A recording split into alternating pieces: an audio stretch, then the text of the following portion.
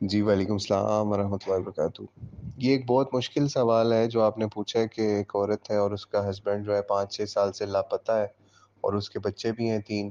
تو وہ آگے کیا آپ کرے، نکاح بھی کرنا چاہتے ہیں اس حوالے سے۔ تو یہ معاملہ آج کا نہیں، بہت پرانا چل رہا ہے اور اس کے اوپر مختلف صحابہ کے مختلف اقوال ملتے ہیں اور وہ زیادہ تر ایسے ہی ملتے ہیں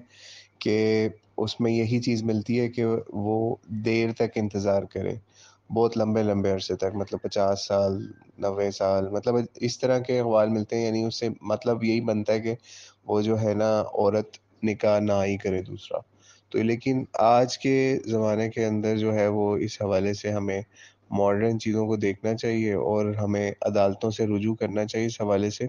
اور عدالت میں جا کے عورت جو ہے وہ تنسیخ نکاح کا جو ہے وہ معاملہ کرے اور عدالت جو ہے وہ اس کا نکاح جو ہے کینسلیشن کر دیتی ہے،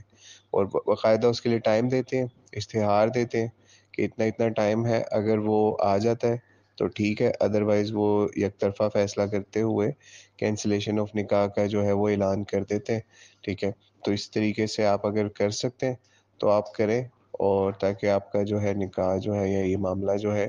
آپ نے اتنا انتظار کر لیا ہے اگر 3-4 سال یا 5 سال، تو اس کے بعد آپ کو کوئی امید بھی نہیں نظر آ رہی، تو پھر آپ جو ہے وہ مطلب پہلے تو نیوز اور ادھر ادھر ہر جگہ سے پتہ کر لیں کہ وہ لاپتہ بندہ ملتا ہے یا نہیں ملتا، ادروائز اسی پروسیس کے اوپر کورٹس کے اندر جائیں اور تاکہ